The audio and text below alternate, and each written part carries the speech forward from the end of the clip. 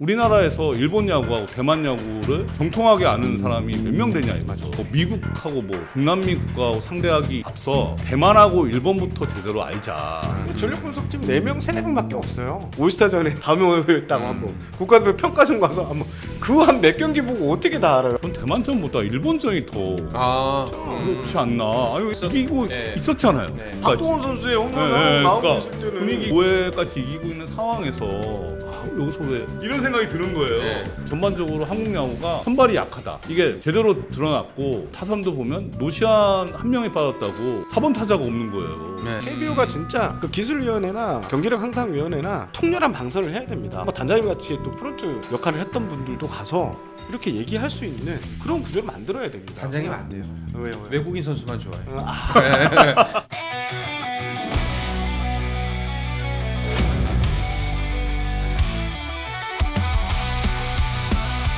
자, 오늘도 역시 워리어 진단의 주인공 류선규 단장님 소개해드리도록 하겠습니다. 어서 오십시오. 네, 안녕하세요. 반갑습니다.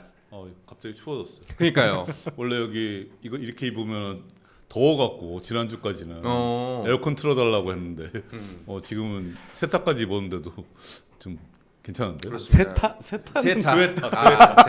오랜만이네요. 아 옛날 사람. 옛날 사람. 건강 조심하십시오. 네. 늘 걱정입니다. 이렇게 날이 추운데 행여나 큰일이 벌어지지 않을까. 그러니까 감기 걸릴까봐. 그러니까요. 감기 걸리면 말하기 어렵잖아요. 네. 스포츠앤 플러스 때문에 감기 걱정도 하고 있어요. 그렇습니다. 네, 진짜 건강 조심하시기 바라겠습니다. 자, 그리고 정세영 기자와도 오늘 이 시간 함께하겠습니다. 어서 오십시오. 안녕하십니까. 네. 이제 프리미어 12도 끝났으니까 정 기자님은 좀 한가해지시려나요? 그렇지만 아직 FA 시장에서 선수들이 좀 남아있고 이제는 이제 본격적인 시상식 계절로 들어가거든요. 그렇죠. 시기가 되는 게 26일 이제 KBO 시상식이 있습니다. MVP 신인왕 시상식이 있고요. 요때 또 제가 등판을 합니다. 이 TV 화면에 신인왕 발표를 제가 하거든요. 2024 신한은행 솔랭크 김태견 거의 김태견 선수로 확정이 됐는데 그거 이제 제가 부르고 빠지는 그래서 이제 제가 이때 좀 신경 쓸 것 같고 그 이후에 뭐 은퇴 선수 협의회 스포츠 동아 시상식 일간 스포츠 시상식 그리고 서울 시상식 일구의 시상식이 차례대로 있고요. 마지막으로 있는 게 이제 골든글러브입니다. 골든글러브가 지금 예정으로 12월 13일로 예정돼 있는데 요게 끝나면 한 해 야구 행사가 모두가 딱 끝나. 골든글러브가 마지막이거든요. 그리고 요때까지는 이제 시상식도 쫓아다니고 요렇게 하면서 좀 바쁠 것 같습니다. 개인적으로 궁금해서 여쭤보는데 시상식 가서 이제 시상자로 가잖아요. 거마비라도 주나요? 안 줍니다. 아 그래요? 네. 한 푼도? 고마비가 없어요. 그리고 제가 이번에 아마 일간 스포츠 시상식도 아마 제가 할 것 같은데 이게 지금 고마비가 없습니다. 뭐 25,000원 뭐 이렇게 나와요? 없습니다. 오히려 제가 돈이 더 들어가는 게요. 가면 그래도 TV에 나오잖아요. 미용실에서 머리라도 이발이라도 한번 하고 하고 좀 뭐 이제 저번에는 또 정장까지 한번 구입했어요. 사실 기자가 이 정장을 입을 일이 거의 없기 때문에 정장이 거의 없어요. 근데 뭐 시상식 나가니까 좀 비싼 정장. 또 외모가 또 이렇게 좀 날씬하고 길면 이 좀 뭐 해야 되는데 옷을 사면 거의 반을 잘라내요 바지를. 그래갖고 제가 들어가는 돈이 더 많다. 너무 싼 거 아니에요? 옷이 싸야 된다. 아니 비싼데 제가 그 원단에 거의 반을 자르면은 바지를 반을 자르는데 어차피 사야 되는 거 아니에요? 사고 나서 자르니까.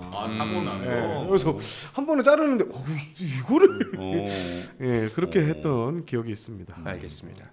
자, TV에서 정세영 기자를 만날 수 있는 시간이 곧 다가오고 있습니다. 아마 이제 이제 시상식 일정들이 끝나고 나면은 잠깐 숨 돌리는 시간이 주어지겠죠? 그렇습니다. 뭐 기자들뿐만 아니라 이게 프런트들도 이제 그 골든글로브 시상식 전으로 해서 이제 다 종무식을 하고요. 그렇게 해서 한 1월 초 정도까지 보통 쉬는데 이 이야기는 단장님이 더 잘하실 것 같아요. 거의 뭐 한 달 가까이 쉬어요. 한 4주 가까이. 3, 4주를. 뭐 그간 주말 없이 달렸으니까요. 그러니까 저기 휴가 소진 때문에.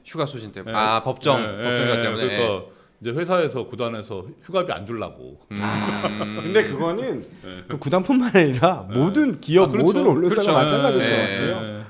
저희도 이제 드라마 제작국 같은 경우에는 드라마 제작에 한번 들어가면은 이제 뭐 몇 달 동안 집에도 못 들어가거든요. 뭐 요새는 이제 52시간 규정 때문에 좀 나아졌다고 하는데 그래서 유일하게 그쪽만 한 달, 두 달씩 휴가를 가더라고요.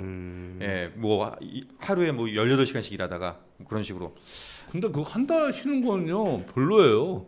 아 왜요? 아니 너무 지겨워요. 아니 이게. 여행도 갈 수 있고요. 네. 좋잖아요. 아, 누구랑 가요? 가족들이 안 놀아줘요. 안 놀아줘. 놀다 보니 깜짝 놀랐네. 놀 찬스지. 네? 그러니까 친해질 찬스. 아니 근데 안 놀아줘요. 네. 네, 그게 알겠습니다. 너무 어릴 때 안 놀았더니. 알겠습니다. 자, 연말에 우리 유단장님과 놀아주실 분들 저희 네. 스포츠 플러스로 예, 마음껏 찾아와 주시기 바라겠습니다. 자, 하지만 연말 시상식이 끝나도 여전히 그 기간이 좀 불편할 수도 있고 애타는 마음으로 기다리는 사람들이 있을 텐데요. 바로 아직까지 스토브리그에 남아있는 선수들 이야기를 오늘 좀 계속해서 이어가 볼까 합니다. 자, 그러면 스토브리그를 포함해서 지금 최근에 있었던 야구계 이슈들 먼저 정리해 보도록 하죠. 정세영 기자가 한 주간의 이슈들 정리해 주시죠. 네, 일단 프리미어 12 슈퍼라운드 진출이 실패했습니다. 아까 오프닝에서 말씀해 주셨는데요. 3승 2패를 거뒀지만 일본, 대만에 밀려서 조별리그 탈락이 확정이 됐었습니다. 하지만 오늘 있었던 호주와의 마지막 경기에서는 5대2로 승리를 하면서 유정임이를 거뒀는데요. 사실 저는 유정임이라고 하기에도 네.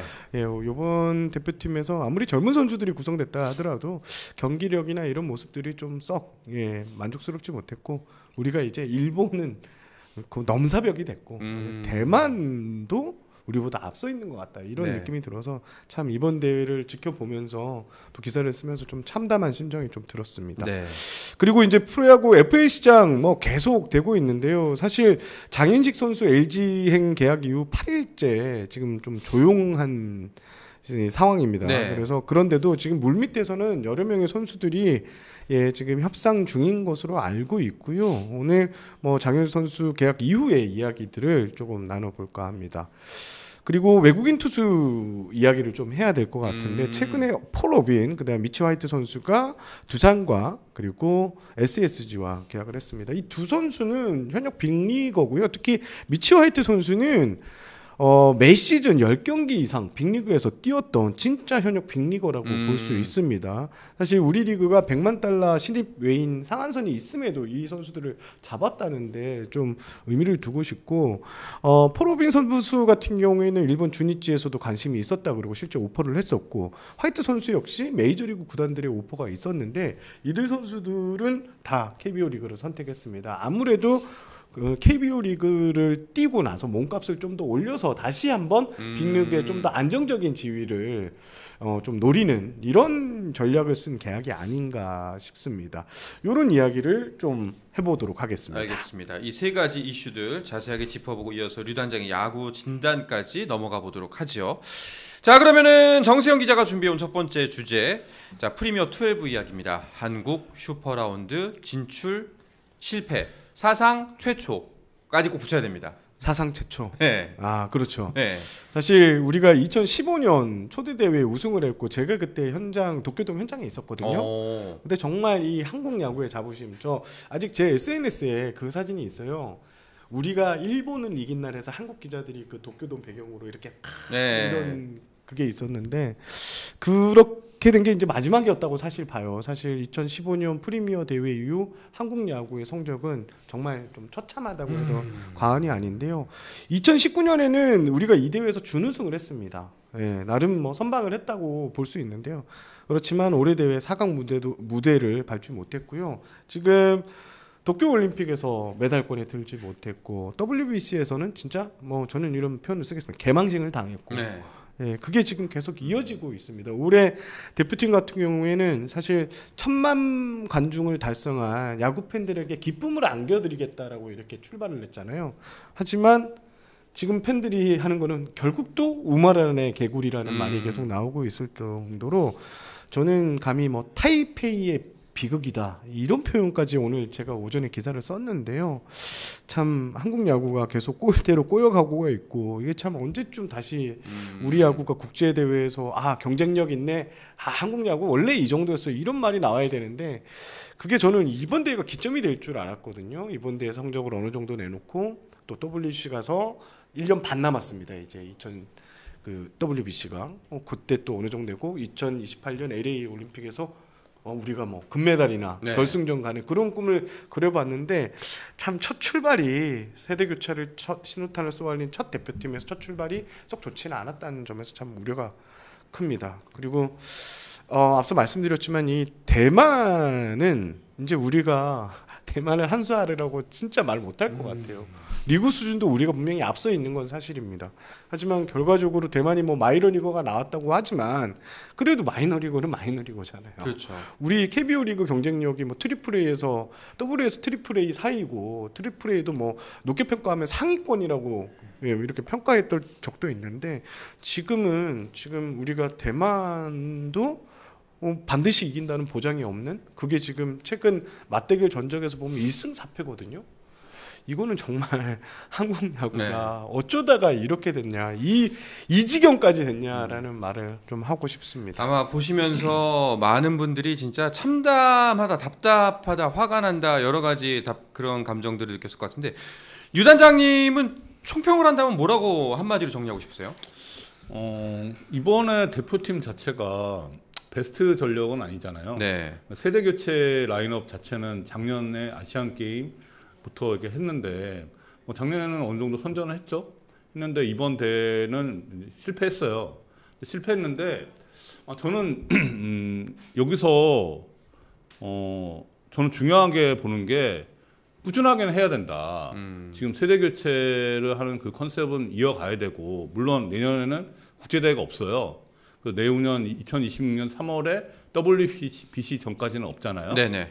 그래서 그렇긴 한데 지금의 그러니까 2023년 WBC에서 참패하고 세대 교체 라인업을 구성한 거잖아요.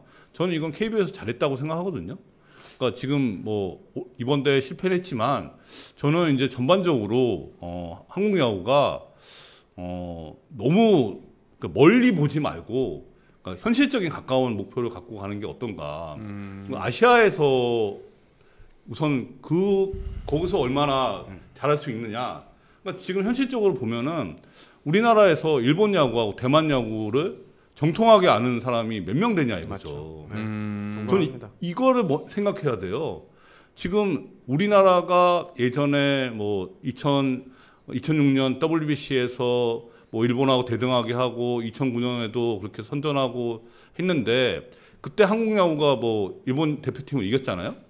근데 그런 것처럼 리그 수준은 KBO 리그가 대만 리그보다 위지만 국가대표가 모이면 대만이 한국도 이길 수가 있는 거예요. 그거를 인정해야죠. 근데 그거를 항상 부인해야 온다는 거죠. 그러니까 대표팀 경기는 소수의 정예가 나오기 때문에 그리고 야구라는 게 3경기 하다 보면 한 경기는 지잖아요. 근데 그런 경기가 있을 수 있다. 그러면은 우리가 상대방을 그만큼 많이 알고 있어야 되는데 그렇지 않다는 거죠. 그냥 우리가 대만을 그냥 조금 우리보다 아래 이렇게만 항상 생각을 해왔지 대만 야구를 우리가 얼마나 아냐. 그리고 일본이 우리보다 격차가 많이 늘어났다고 생각하지만 우리가 얼마나 일본을 아느냐.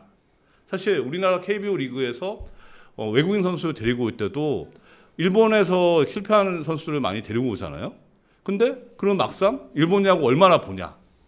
그렇지도 않다는 거예요. 그러면은 네. 중간에 좀 한번 정리를 하자면은 일단은 젊은 선수 위주로 꾸린 판단은 옳았다. 이 방향대로 계속해서 세대 교체를 이어가야 된다는 거가 맞다라는 이제 말씀 하나 하고 그리고 이번 일을 계기로 이제 무조건적인 실망보다는 일본과 대만 야구에 대한 정확한 판단과 진단이 필요하다. 우리가 배워야죠. 네. 그러니까 배우는 자세가 있냐 이거예요. 그러니까 지금 저는 이번 대회에서 한국 대표팀이 부상 선수가 워낙 많고 세대 교체 라인업을 하다 보니까 그 부상 선수도 많고 그러니까 뽑을 수 있는 자원이 적었어요. 그러니까 사실 쉽지 않은 경기가 예고가 됐는데 이 상황에서도 사실 이렇게 전력은 약하지만 현재 갖고 있는 전력을 120% 이상을 가동할 수 있는 그렇게 그 벤치에 그런 벤치웍도 좀 약했죠. 투수 교체는 제가 봐도 좀 의아한데 하는 대목이 많았잖아요. 자, 그러면은 자연스럽게 그 얘기를 해보도록 하죠. 가장 아쉬웠던 지점이 있었을 겁니다. 물론 모든 면에서 좀 답답하고 사실상 뭐 우리 수학이라고 말할 수 있는 것보다 이제 분노와 서운함이 더 큰 이제 경기 결과긴 한데. 류 단장님이 짚는 그 이번 대회에서 나타난 우리 대표팀의 문제점, 일단 상대에 대한 파악이 안 돼 있다. 아니 그게 제가 단정 지을 수는 없는데 네. 그 파악이 뭐 안 된 건 단정 지을 수는 없는데 저는 이 멘트에서 그 좀 유추를 해보는 거죠. 그러니까 왜 그 대만전을 할 때 고용표를 선발로 썼느냐 그 대목이 나왔잖아요. 거기서 이제 그 유정현 감독의 답변이 이렇게 나왔어요. 대만 타자들의 스윙이 밑으로 던지는 투수의 공을 잘 못 칠 것 같다는 전력 분석이 있었고 코치진 생각도 그렇다. 이런 얘기가 있었잖아요. 근데 이게 옛날 버전 같다는 거죠. 저희가 지난 방송에 고효준 선수가 나와서 그렇죠. 고효준 선수가 정반대 얘기를 했잖아요. 좌타자가 8명인가가 있기 때문에 뭐 이제 고용표보다는 다른 선택이 훨씬 더 나았을 것이다라는 이야기를 하긴 했었죠. 제가 그 항저우 아시안 게임 원래 기술위원회에 있으면서 그때 이제 전력 분석, 대표팀 감독 이렇게 해서 같이 미팅도 하고 하는데 지금 뭐 어떻게 달라진 뭐 조계현 위원장 체제에서는 어떻게 달라진지 모르는데 과거에 이 전력 분석을 보면요. 일단 그쪽 리그에 대해서 관심이 없어요. 없다가 그러면 뭐 올스타전을 한다. 뭐 올스타전은 한대 모이니까 그때 가서 한번 끝나고 나서 평가전 한다. 그때가 한번. 그 대만은 거의 정보가 없어요. 네. 대만은 뭐 울사전 때도 아마 제가 알기로는 안 보내는 걸로 알고 있어요. 그래서 대만 정보를 아마 현지에 있는 코디네이터가 있을 거예요. 대표팀 지금도 뭐 거기에서 정보 약간 듣는 거 그거 갖고 와서 이제 이게 하는 게 끝이에요. 그러니까 지금 이런 멘트들도 저는 결과적으로 그런 게 나왔던 것 같아요. 그러니까 지금 전혀 지금 생뚱맞은 이야기를 하고 있잖아요. 대만 리그가 그래도 과거하고 조금 달라졌던 게 뭐냐면 최근에 대만 리그가 단장님도 잘 아시겠지만 지금 수준급 외인들이 이제 대만도 같이 가고 있거든요. 네, 선택지 중에 우리나라, 일본, 대만까지. 과거에는 대만은 아예 뭐 이 정도는 우리가 안 데려온다는데 우리가 지금은 보면 대만에서도 데리고 오고 하는 이유가 확실히 대만도 외국인 퀄리티가 뭐 전액 개장, 풀 개런티 보장도 해주고 하니까 좀 좋아졌다는 얘기도 있더라고요. 대만 야구가 계속 뭐 예전에 뭐 한번 망했을 때 그 위에 계속 머물러 있는 것 같은데 아니거든요. 근데 그런 거에 대한 거는 하나도 저는 전력 분석이 안 됐다 이렇게 평가를 하고 싶습니다. 저 이렇게 전력 분석이 계속 문제가 있다는 건 이렇게 실패할 때마다 나오는 얘기예요. 그러니까 근데 이게 저는 제가 볼 때는 그 전력 분석이라는 게 그러니까 스팟성으로만 하면은 얼마나 아냐 이거죠. 그렇죠. 사실. 맞죠. 그러니까 정말 우리나라가 뭐 미국하고 뭐 중남미 국가하고 상대하기 앞서 대만하고 일본부터 제대로 알자. 여기부터 평소에 그러니까 좀 계속 서치를 해야 되는 거죠. 그러니까 스카우트가 관찰하듯이 그 정도 알고 있어야지 우리가 이제 대표팀한테 좋은 정보를 제공할 수가 있잖아요. 맞습니다. 지금 현재 이런 상황에서는 쉽지 않은 거죠. 전력 분석팀 4명, 3-4명밖에 없어요. 보통 3명 국가대표 전력 분석팀이 3-4명이에요. 근데 거기서 얼마나 많은 일을 하게요. 그리고 대부분 잡이 하나씩 더 있어요. 해설위원을 한다든지. 거기 그러니까 전력에서 할 수 있는 구조가 아니에요. 근데 저도 사실 지금 얘기를 들으면서 근데 이게 또 자원의 문제인데 사실상 시간과 자원의 문제인데 누군가는 또 그거에 대해서 어마어마하게 시간을 보내야 되는 건데 근데 또 반대로 생각해 보면은 요즘처럼 이렇게 매체가 발달된 상황에서는 사실 아까 뭐 그 현지 코디네이터나 현지 인력만 잘 뽑아도 물론 이제 돈이 들겠지만 돈 많아요. 그러니까 그렇다면 충분히 꾸릴 수 있는 여력도 있을 텐데 그야말로 뭐 머리는 좋은데 공부를 안 한 그 약간 이제 우리 애들 볼 때 하는 얘기. 근데 그 현재 코디네이터라는 것도 그분이 스카우트가 아니잖아요. 그렇죠. 그러니까 이게 풀타임으로 그러니까 대만이든 일본이든 계속 이렇게 1년 내내 볼 수 있는 인력이 필요하다는 거예요. 그러니까 제 생각은 1년에 한 달에 최소 10경기 이상 봐라. 그리고 저거 하고 네가 거기서 잡을 어떤 걸 할지 모르겠는데 하고 리포트를 꾸준히 제출하고 그러면 한국에서 받는 월급만큼 해줄게. 네가 해서 성과가 있으면 국가대표 성적 나면 사경훈까지 줄게. 이런 식으로 좀 메리트 거는 걸 좀 걸어서 확실하게 들어가야지. 앞서 말씀드린 것처럼 올스타전에 다음에 했다고 한번 국가대표 평가전 가서 한번 그 한 몇 경기 보고 어떻게 다 알아요. 아무리 뭐 국내에서 분석한다고 하겠지만 그거 뭐 영상으로 보는 거랑 또 가서 보는 거랑 또 사이가 있잖아요. 지금 KBO는 예산이 있어요. 제가 봤을 때 예산은 충분히 있다고 봐요. 야구 발전 기금 이런 데 쓰면 되잖아요. 그러니까 머리가 좋은데 공부를 안 하는 거니까 공부를 하면 됩니다. 자, 뭐 너무 강론으로 들어가면은 사실상 이게 또 한도 끝도 없을 것 같고. 자, 상대에 대한 파악, 그 평소부터 준비가 안 돼 있다라는 지점 하나. 또 뭘 꼽고 싶으세요? 저는 이번에 마운드 역시 이게 뭐 부상이라는 이슈가 있었지만 문동주 선수, 원태인 선수 빠졌습니다. 하지만 결국 선발 야구가 전혀 또 되지 않았다는 점. 선발 투수가 최소 4이닝 정도를, 그러니까 쿠바전에 곽빈 선수 정도 뭐 4이닝에서 뭐 그 정도만 끌어줬는데 지금 대부분 앞서 나왔던 투수들이 대부분 3이닝 전에 강판이 됐었거든요. 뭐 그게 뭐 여러 가지 이유가 있겠지만 뒤에 뭐 불펜 투수들이 좀 빵빵하게 뒤에 붙어 있으니까 앞에 끊어치기 하려고 했는지 몰라도 결국 선발 투수가 어느 정도 이닝을 못 붙여준 거, 거기에다가 우리의 지금 최대 리스크 중에 하나였던 게 경기가 연장으로 있었습니다. 연속 있었고 어제 쉬고 오늘 마지막 경기를 했다는 점이거든요. 그거에 대한 좀 배분, 물론 알아서 했겠지만 그런 거에 대한 원칙 이런 것도 철저하게 들어가서 전략적으로 했냐에 대해서는 저는 그렇게 썩 좋은 점수를 주고 싶지는 않습니다. 유단에게는 뭘로 보세요? 전반적으로 그 파워하고 스피드가 지금 우리나라가 좀 떨어지는 것 같아요. 그러니까 투수 같은 경우 선발 투수의 문제도 있지만 타선도 보면 중심 타선이 약하죠. 지금 뭐 일본하고 비교하면 뭐 어마어마하고요. 그러니까 지금 그런 상황에서 상대를 이길 수 있다? 이거 조금 너무 약간 너무 넌센스 같다고 생각이 들거든요. 이게 선발이 지금 4명의 선발 중에, 그러니까 국가대표의 선발이면 각 팀에서 3선발, 그러니까 외국인 선수 빼고 3선발급이 나와야 돼요. 근데 10개 구단에서 3선발급에 나온 선수가 곽빈, 고영표, 뭐 넓게 보면 임창규, 최승용은 두산에서도 올해 선발로 많이 못 뛴 선수잖아요. 근데 물론 선전을 했죠, 최승용 선수가. 그러니까 지금 전반적으로 한국 야구가 선발이 약하다. 이게 제대로 드러났고 지금 타선도 보면 노시안 한 명이 빠졌다고 4번 타자가 없는 거예요. 사실. 노시안 구자욱 구자욱도 4번 타자는 아니잖아요. 그러니까 지금 예전에 이대호든 뭐 김태균이든 이런 선수들 있을 때하고 비교하면 한국 야구가 좀 떨어진 게 분명한 거예요. 근데 이거에 대한 현실 인식이 조금 약한 게 아닌가, 사실. 그러니까 저는 전반적으로 좀 약해요. 이게 지금 라인업 자체가. 이거를 뭐 누구의 잘잘못을 따지기 전에 지금 현재가 약하다는 걸 인정하고 들어가야 되지 않나. 자, 그러면은 좀 그래도 희망적이었던 부분을 굳이 그래도 꼽자면 어떤 부분 짚고? 김도영이죠. 김도영 선수가 이번 대회 제가 성적을 또 보니까 이번 대회에서 대표팀에서 가장 많은 안타를 때렸습니다. 14타수 7안타. 5할이네요.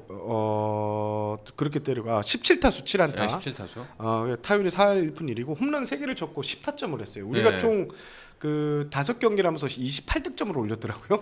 그러니까 거의 3분의 1 했네요. 3분의 1을 혼자서 했고, 역시 국제 국가대표로서 중심 타자로, 그리고 우리가 하코너라 불리는 3루 자리에 진짜 제대로 적임자 한 명은 찾았다. 이번 대회 최고 수확은 김도영이다. 요거 하나 꼽고 싶고, 그 마운드에서는 역시 박영현 선수. 오늘도 그 마지막에 3명의 타자를 삼진으로 다 처리하고 하는 모습을 봤을 때 역시 이 투타에서 한 명씩은 그래도 진짜 물건을 제대로 찾았다. 이렇게 평가를 하고 싶습니다. 지금 뭐 이번 대회가 저는 뭐 아예 수학이 없다고 생각하지 않고 지금 이제 김도영하고 뭐 박영현도 있지만 그 김서현 선수가 사실 뭐 커트라인에서 그 엔트리에서 왔다 갔다 할 수 있는 선수인데 진짜 잘했어요. 그래서 저는 김서현 선수가 내년에 한화에서 그 KBO 리그에서 어떤 모습을 보여줄까 기대가 되거든요. 그리고 맞습니다. 이제 유격수의 박성환. 네, 그러니까 저는 박성환 선수의 이런 모습을 봤을 때 골든글러브 투표에도 영향을 미칠 수 있을래나? 뭐 이런 생각도 드는 거예요. 그렇죠. 박찬호하고 원래는 이제 한국 시리즈 우승팀 유격수인 박찬호가 이제 월등히 좀 차이가 날 거라고 생각했는데 지금 이제 좀 강한 인상을 남겼잖아요. 우물 안에 개구리가 아닌 유격수다. 네. 박찬호는 여기 대표팀 엔트리도 못 들어왔잖아요. 네. 그러니까 그런 걸 보면은 저는 박성환 선수도 국제용이다. 그러니까 저는 김서현하고 박성환도 수학이라고 생각합니다. 근데 딱 보면은 국내용과 국제용 구분이 가세요? 안 가죠. 네. 뚜껑 그러니까. 열어봐야지 알죠. 네. 다만 좀 아쉬웠던 게 이제 김태균 선수도 확실히 그 한참 좋았을 때 구위는 좀 아닌 것 같아요. 많이 지쳐 있어요. 진짜 고등학교 졸업한 지 얼마 안 된 선수가 풀 시즌을 뛰었고 그래서 그런지 확실히 구위가 좀 떨어졌는데 김태균 선수도 이제 앞으로 이제 성장하고 이제 1군 풀타임 시즌을 보낼 수 있는 진짜 확실한 체력을 갖추면 이 선수도 그래도 구위는 요번에 봤을 때 밀리더라고 배트를 상대 타자들이. 네. 예, 그런 모습, 예, 그런 거에서는 좀 높은 점수를 주고 싶습니다. 유현찬 선수도 저는 뭐 좀 기복이 좀 심했는데 그래도 이런 식으로 경험을 쌓아가면 유현찬 선수도 좀 괜찮다 이렇게 말씀드리고 싶습니다. 자, 결국에는 뭐 일단은 경기가 모두가 종료가 됐고 이제 숙제만을 남겨놨는데 야구의 인기는 하늘을 찌르고 있는데 국제 경쟁력은 점점 좀 떨어지고 있다. 이런 비판, 기사들, 이야기들 굉장히 많이 나오고 있습니다. 뭐 희망적인 이야기도 우리가 짚어보긴 했습니다만 앞으로 일단은 국내 경쟁력부터 높여야 이게 이제 결국에는 그냥 객관적으로 잘해야 외국에서도 먹히는 거잖아요. 어떤 부분들이 좀 우리에게 숙제로 남았을까요? 아무래도 투수 아닐까요? 투수 이제 선발 투수가 사실 야구가 제대로 경기가 되려면 선발 투수가 뭐 5이닝, 6이닝은 끌어줘야 되는데 물론 국제 대회는 뭐 그렇게까지 끌지 않아도 되긴 하거든요. 근데 선발 투수들의 이 역량 자체가 과거랑 비교하면은 차이가 많이 나잖아요. 이제 이거를 어떻게 해결할 것이냐. 근데 단기간에는 좀 어렵죠. 근데 저도 좀 의아한 게 해마다 신인 드래프트 하면은 투수가 항상 상위 라운드 있잖아요. 그렇죠. 상위 라운드 있고 올해 같은 경우는 뭐 150 이상 던지는 투수가 뭐 20몇 명이다. 네. 이렇게 하는데 왜 투수들이 이렇게 불펜은 그래도 좀 성장을 하는데 선발은 이렇게 안 될까? 결국 그게 딱 그 이제 댓글에 나오는 야구 팬들이 지적하는 이제 욕 먹는 지점. 괜찮았던 애들도 KBO 오면은 망가진다. 네, 여기서 적당히만 해주면은 박수 쳐주고 잘한다라는 옹냐옹냐 해주니까 결국에는 그냥 기량 하락이래. 뭐 여기서 그냥 진짜 말 그대로 우물한 개구리가 되어버리네 하는 지점이잖아요. 근데 사실 선발 투수 한 명 키우기가 네. 어려워요. 너무나 어렵습니다. 네. 사실 뭐 그 오원석 선수 예를 들까요? 오원석 선수도 결국에는 SSG에서 결국 못 크고 넘어갔잖아요. 그 정도의 기회를 줬는데 그만큼 선발 투수가 참 크기는 힘든 리그고 같고 지금 우리 리그는 사실상 리빌딩이 없는 리그잖아요. 예, 다들 가을 야구라는 목표를 또 하고 뭐 한 해 좀 야구 못했다 하면 진짜 엄청난 질타가 쏟아지고 예, 그런 리그 구조상 어느 한 명을 그러니까 그러니까 딱 이렇게 여유롭게 키울 수 있는 환경도 좀 안 되는 것도 좀 아쉽습니다. 물론 뭐 일본도 마찬가지겠죠. 일본도 우리 리그처럼 뭐 이렇게 막 한 시즌을 말아먹는다 이런 거 용납을 못할 테지만 우리 리그는 전부 다 이제 모든 그들이 윈나우를 추구를 해서 키움 정도 빼고 그래서 이 신인 선발 뭐 이런 선발들한테 꾸준한 기회를 좀 많이 줄 수 없는 환경적인 구조도 좀 있는 것 같습니다. 저는. 어렵네요. 이게 사실상 당장 성적 못 내면은 진짜 뭐 질타와 욕에 난리가 나는데 그 상황에서 뭐 신인을 등용하고 참 이게 쉽지 않은 문제다. 초반에는 다 기회를 줘요. 네. 하지만 결과적으로 물론 그걸 잡는 선수의 역할도 중요하지만 결과적으로 나중에 되니까 결국 쓰던 슬럼스를 쓰고 예, 베테랑을 쓰고 이런 구조가 좀 이어지는 것 같습니다. 알겠습니다. 그리고 중요한 거는 저는 이게 우리가 뭐 세대 교체 과정이다. 부상 선수가 많았다. 이거 핑계 대면 안 될 것 같아요. KBO가 진짜 그 기술위원회나 뭐 경기력 향상위원회나 통렬한 방선을 해야 됩니다. 왜 이렇게 했는지. 그렇죠. 아까 얘기했던 것처럼 전력 분석이 제대로 됐는지 이런 거 진짜 반성을 해야 될 것 같아요. 기술위원회 같은 경우에도 진짜 전부 선수 출신만 꾸려놓고 그 아는 사람에서 제가 해보니까 알겠더라고요. 네. 근데 여기서도 좀 다양한 인사를 구성을 해서 여러 가지 의견을 많이 듣는 뭐 단장님 같이 또 프런트 역할을 했던 분들도 가서 이렇게 얘기할 수 있는 그런 구조를 만들어야 됩니다. 단장님 안 돼요. 왜요? 외국인 선수만 좋아해. 상대팀 칭찬만 할 거야. 네. 아니, 저처럼 이렇게 쿠바의 그 선수 봤냐고. 아니, 저처럼 이렇게 냉정하게 부정적인 사람이 필요한 거예요. 필요합니다. 네. 저는 솔직히 말씀드리면 진심으로는 진짜 필요하다고 생각합니다. 네, 그런 사람이 필요해요. 통렬한 반성이 좀 필요한 것 같아요. 우리 그래도 삼성 2패면 잘했지 않았어? 부상 선수가 이렇게 많았는데 여기서 이렇게 안 좋아하는 그러니까 젖잘싸라는 말을 진짜 우리가 조심해야 돼요. 전 제일 싫어해요. 졌는데 무슨 잘싸? 근데 저는 이번 대회가 다들 이게 뭐 유종현 감독도 대만전이 아쉽다라고 얘기했잖아요. 전 대만전보다 일본전이 더 그렇지 않나. 아니 왜냐면 잡을 수 이기고 있었잖아요. 5회까지. 박동원 선수의 홈런 나오고 그러니까 있을 때는 분위기가 이제 이기고 있는 5회까지 이기고 있는 상황에서 투수 운영이 저도 여기서 왜 이영하가 나올까? 그러니까 이런 생각이 드는 거예요. 그러니까 이게 전반적으로 대만전도 아쉽지만 만약 일본전에서 우리가 이겼어요. 난리 났죠. 그쵸. 대만전은 다 잊어버렸을 겁니다, 사람들. 상세죠. 네, 그러니까 우리는 원래 첫 경기에 약했거든요. 그러니까 그러면 완전히 대한민국 그 야구 대표팀이 영웅이 됐을 거예요. 일본을 거기 이겼으면 일본 대표팀 라인업이 좋았잖아요. 좋았죠. 빠졌다고 하더라도 좋았습니다. 조금 극단적으로 얘기할까요? 4패에서도 일본 잡고 왔으면은 네. 욕 이거 보면 다 들먹었을 거야. 저기 가깝게 축구에서 월드컵에 맞아요. 근데 독일 잡았잖아 2대0으로. 좀 이게 상쇄되잖아요. 앞에 그렇죠. 일본전은 이길 수가 있었잖아요.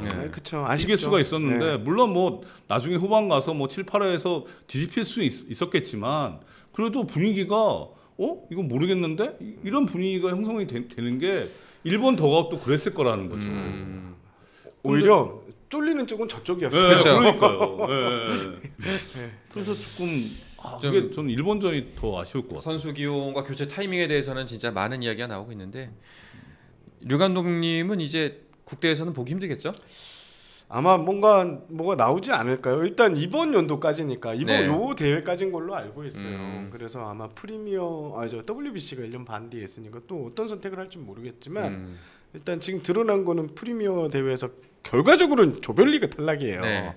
우리가 경기를 3승 2패를 했건 이건 중요하지 않아요. 조별리그 탈락을 했기 때문에 아무래도 입지의 변화가 생길 가능성은 좀 있지 않을까요? 알겠습니다. 저는 그거 모른다라고 생각해요. 작년에 아시안 게임 뭐 금메달 따고 성적이 괜찮았잖아요. 그리고 이번 프리미어 12가 그렇게 여기에 집중해야 될 대회가 아니고 그리고 게다가 내년에 국제대회가 없어요. 이런 상황이기 때문에 저는 모른다. 네, 이거는 모른다. 계속 이어주자. 그렇죠. 왜냐하면 내년에 대회가 있으면 이게 여론의 이제 그런 지차 때문에 이제 교체할 가능성이 좀 더 있었겠지만. 내년에 대회가 없잖아요.